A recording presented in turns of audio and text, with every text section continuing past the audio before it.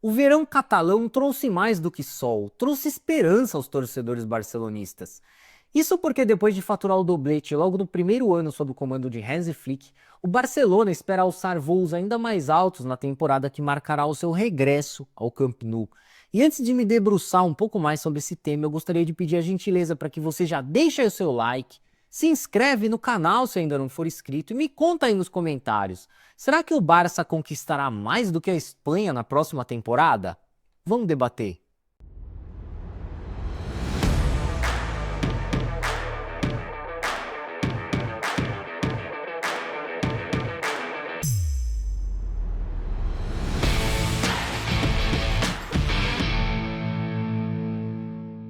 Bom, podemos dizer que o casamento entre Hansi Flick e Barcelona completou seu primeiro ano ainda num clima de total lua de mel. Afinal, o Barça sagrou-se campeão da Supercopa da Espanha, da Copa do Rei e da La Liga, vencendo 3 dentre os 3 possíveis títulos nacionais disputados no período, e isso sem contar o futebol ofensivo, envolvente, dinâmico e intenso praticado pelos blaugranas sob o comando de Hansi Flick, que herdou basicamente a mesma equipe do antecessor Xavi Hernández, com exceção ao goleiro Szczęsny e ao meia Dani Olmo. Inclusive, esse Barcelona lembra demais aquele Bayern de Munique do próprio Hansi Flick, campeão da Tríplice Coroa em 2020, o que deixa a sensação de que o treinador de 60 anos de idade utilizou a velha técnica do Ctrl+C e Ctrl+V ao replicar o trabalho desenvolvido no time bávaro agora na equipe catalã. E até por essa razão, o ponto positivo do Barcelona de Hansi Flick foi o poderio ofensivo da equipe, que terminou a temporada anterior assinalando a incrível marca de 172 gols marcados em 60 jogos disputados, o que equivale aí a uma elevadíssima média de 2,9 tentos por partida. Lembrando que Robert Lewandowski foi o artilheiro do Barcelona com 42 gols e outros 4 jogadores ainda terminaram a temporada superando a marca dos 2 dígitos de gols marcados, como foram os casos de Rafinha, Ferran Torres, Lamine Yamal e Dani Olmo, sendo que o Ferran Torres era reserva do time. Não à toa, o Barça ultrapassou a barreira dos 100 gols na La Liga pela primeira vez desde a temporada 2016-2017. Ou seja, a última de Luís Henrique no clube catalão, o que significa que a edição anterior da La Liga foi a mais goleadora do Barça na era pós-Luís Henrique. Ainda assim, o Barcelona não deixou de priorizar o setor ofensivo da equipe nessa janela de transferências de meio de ano, e depois de inúmeros rumores envolvendo as vindas de Nico Williams e Luís Dias, anunciou oficialmente a contratação de Marcus Rashford via empréstimo junto ao Manchester United, com opção de compra no valor de 30 milhões de euros após o término desse vínculo. Marcus Rashford, que integrava a lista dos chamados renegados do Manchester United, ao lado de Tyrell Malacia, Anthony Jadon Sancho e Alejandro Garnacho, chega ao Barcelona após um curto período de empréstimo ao Aston Villa, clube pelo qual balançou as redes 4 vezes e concedeu 5 assistências em 17 aparições na última temporada. Quer dizer, um desempenho bem abaixo do melhor ano da carreira pelos Red Devils, quando ele finalizou a temporada 2022-2023 com 30 gols e 9 assistências em 56 jogos. Época em que inclusive ainda surfava a onda da boa Copa do Mundo que fez defendendo as cores da seleção inglesa.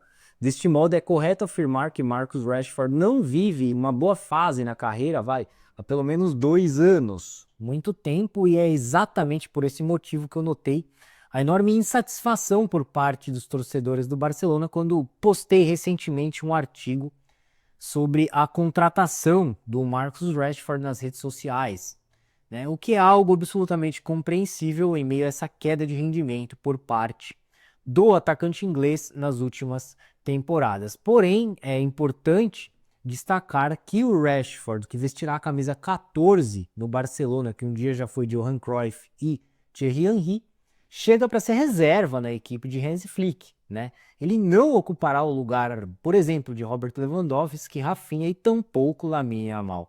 Portanto, considerando esse aspecto, trata-se de um bom reforço, sobretudo porque o novo camisa 14 do Barcelona pode atuar em todas as posições do ataque, ou seja, aberto pelos lados, com o segundo atacante, ou até mesmo centralizado como referência onde atua Robert Lewandowski. Então, cara, uma ótima alternativa para a equipe que, por exemplo, só tinha o Ferran Torres para desempenhar esse mesmo papel, com essas características aí.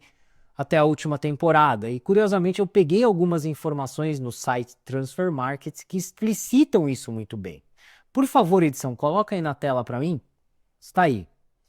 Marcus Rashford já atuou 229 vezes como ponta esquerda, 151 vezes como centroavante, 50 vezes como ponta direita, 3 vezes como segundo atacante e ainda mais 2 vezes como meia atacante ao longo da carreira, o que demonstra que ele efetivamente é um ponta esquerda, mas abre um leque de possibilidades para o Hansi Flick utilizá-lo em qualquer posição do setor ofensivo. Portanto, fica claro que com a chegada de Marcus Rashford, Hansi Flick terá uma peça a mais à disposição no ataque, o que lhe permitirá rodar mais o elenco e, consequentemente, controlar melhor a minutagem de seus principais homens de frente, como são os casos de Rafinha, Lamine Yamal e Robert Lewandowski, até porque Marcus Rashford tem totais condições de iniciar uma partida como titular no meio da temporada aí contra Levante, Getafe, Oviedo, Celta, enfim. Então, o Barcelona acaba ganhando muito nesse sentido, porém, por outro lado, eu acho que o aspecto negativo dessa contratação é o financeiro. Eu digo isso porque o Rashford chega ao Barcelona recebendo o mesmo salário que ele ganhava no Manchester United, isto é, 14 milhões de euros por temporada, isso de acordo com o site Capology. E o que isso significa? Basicamente que o Rashford ganhará um salário somente inferior a Robert Lewandowski, o maior do Barcelona na atualidade, com 20,83 milhões de euros por temporada, Frank de Jong com 19, Lamine Yamal 16,67 e Rafinha 14,58. E receberá um salário maior em comparação a Jules Koundé, por exemplo, que ganha 13,550 milhões de euros por temporada, Dani Olmo 12,5, Pedri 12,5, além de outros como Ronald Araújo, 12,5 e Ferran Torres, 10 milhões de euros por temporada. Em outras palavras, Marcus Rashford ganhará um salário muito elevado para um reserva. Então, cara, esse é um motivo mais do que suficiente para gerar uma ciumeira ali no vestiário e criar um racha dentro do plantel do Barcelona, um agravante a mais que o Hansi Flick precisará lidar a partir da próxima temporada. E falando em problemas, o maior deles, o Barça ainda não resolveu, a zaga. Vazada o montante de 72 vezes em 60 jogos na última temporada, ainda não foi reforçada com a chegada de um novo zagueiro. Em especial, um canhoto. Até porque o plantel barcelonista só conta com o Íñigo Martínez como opção. E o Íñigo Martínez já tem 34 anos de idade, é um veterano, pode desfalcar o Barça em dado momento da temporada, então existe essa necessidade. O Barcelona até foi atrás do Jonathan Tah, porém o ex-zagueiro do Bayer Leverkusen preferiu transferir-se ao Bayern de Munique. Até agora, o Barcelona só contratou o Marcus Rashford, como citei anteriormente, além do ex-goleiro do Espanhol, Joan Garcia, destaque da equipe de Barcelona, que chega para ocupar o lugar de Marc ter Stegen, cada vez mais sem espaço no conjunto blaugrana. Seja como for, a realidade é que o Barcelona não precisa de muitas contratações nessa janela de transferências, né? Não existe a necessidade de um mercado ativo, até porque o Barça manteve a base da equipe campeã espanhola na última temporada. Então são contratações realmente pontuais ali para preencher algumas lacunas do elenco, como um zagueiro canhoto, além de no máximo um lateral esquerdo para competir com o Alejandro Baldi na posição. Só basicamente é isso.